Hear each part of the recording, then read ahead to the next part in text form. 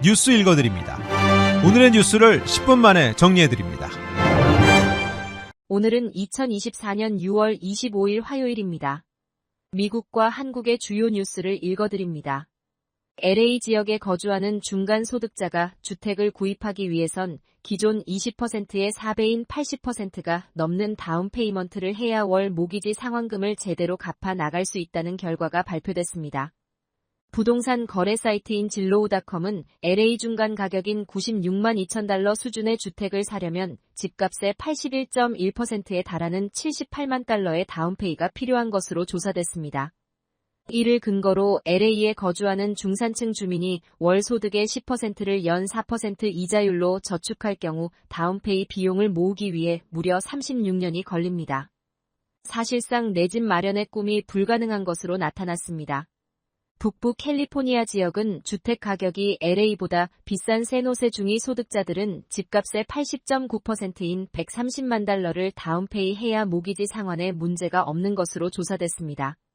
부동산 전문가들은 주택을 구입하려는 바이어들이 충분한 다운페이를 준비하기 위해선 증여나 상속, 큰 수익을 올린 주식 투자 등이 없이는 불가능하다고 지적했습니다.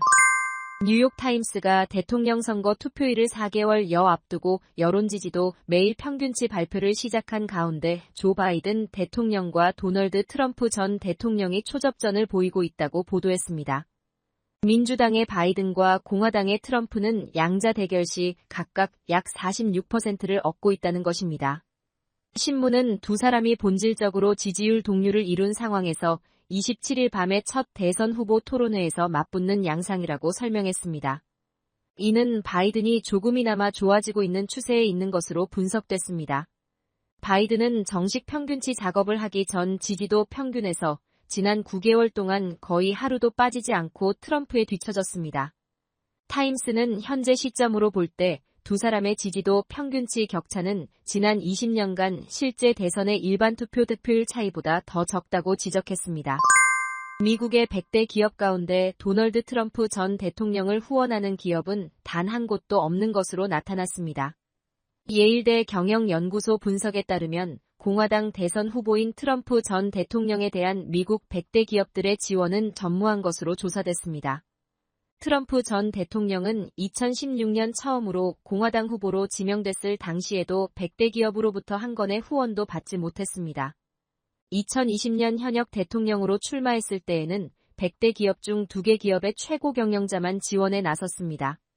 트럼프 전 대통령 이전 마지막 공화당 현역 대통령으로서 재선에 출마했던 조지 W. 부시의 경우 2004년 당시 100대 기업 가운데 42개 기업 최고 경영자의 후원을 받았던 것으로 나타났습니다. 인터넷 매체 악시오스는 트럼프 전 대통령에 대한 미국 주요 기업들의 지원은 과대평가하기 쉬운 부분이라며 미국의 기업들이 조 바이든 대통령과 갈등을 겪고 있다는 사실이 그들과 트럼프 전 대통령의 밀착으로 이어지지는 않는다고 지적했습니다. 1990년대 후반에 출생한 지세대의 성소수자 비율이 앞선 세대보다 훨씬 높은 것으로 나타났습니다.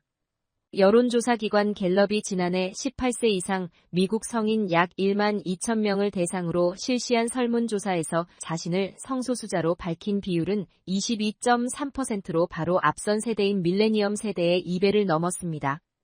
이번 조사는 성인을 대상으로만 실시한 조사로 미성년자까지 포함하면 지세대 성소수자 비율은 훨씬 높을 것으로 추산됐습니다. 갤럽의 조사에서 미국 전체 성인 중 성소수자 비율은 7.6%로 10여 년 전인 2012년 조사 때의 3.5%의 2배를 넘었습니다. 자신을 이성애자로 밝힌 미국 성인은 85.6%로 여전히 다수를 차지했습니다. 성소수자 중 가장 높은 비율을 차지한 그룹은 양성애자로 전체 성소수자의 57.3%로 조사됐고 전체 성인 중에서는 약 4.4%를 차지했습니다. 한편 남성과 여성 중에서는 여성 성소수자 비율이 월등히 높은 것으로 나타났습니다. 여성 성소수자 비율은 8.5%로 남성의 약 2배에 달했습니다. 한국 뉴스입니다. 서울대 의대 교수들과 대한의사협회뿐 아니라 가톨릭, 성균관대 의대 교수들도 무기한 휴진을 유예하기로 했습니다. 서울 성모병원, 여의도 성모병원 등 가톨릭 의료원 소속 8개 병원 교수들 가운데 70%는 휴진보다 진료 축소 형식으로 전환하자는 의견에 동의했습니다. 성균관대 의대 역시 무기한 휴진을 일주일 이상 일시 유예하기로 뜻을 모았습니다. 단서 조항을 달긴 했지만 의대 교수들이 휴진을 유예하기로 하면서 의료계의 투쟁 동력에 타격이 불가피해졌습니다. 정부는 환영의 뜻을 밝히면서 대화 분위기 조성에 힘을 쏟았습니다. 경기도 화성 배터리 공장 화재 사고로 시신 한 구가 추가로 수습되며 총 23명이 숨진 것으로 집계됐습니다. 시신 대부분이 훼손이 심해 한국인 3명을 제외하곤 신원 확인에도 어려움을 겪고 있습니다.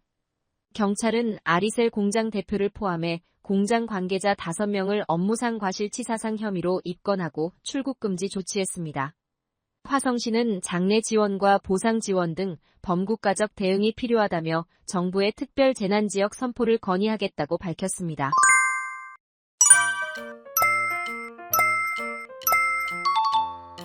끝으로 날씨입니다. 남부 캘리포니아 기온 다소 하락하겠지만 오늘도 낮엔 뜨거운 날씨 보일 전망입니다. LA와 오렌지 카운티는 낮 최고 기온은 82도, 밤 최저 기온은 65도 예상됩니다. 벨리와 인랜드 엠파이어 지역 낮 최고 기온은 92도, 밤 최저 기온은 62도 전망됩니다. 해안가 지역은 낮 최고 기온 74도, 밤 최저 기온 64도 예상됩니다. 산간 지역 낮 최고 기온은 82도, 밤 최저 기온은 50도, 사막 지역은 낮 최고 기온은 103도, 밤 최저 기온은 74도 전망됩니다. 오늘의 뉴스 읽어드렸습니다. 고맙습니다.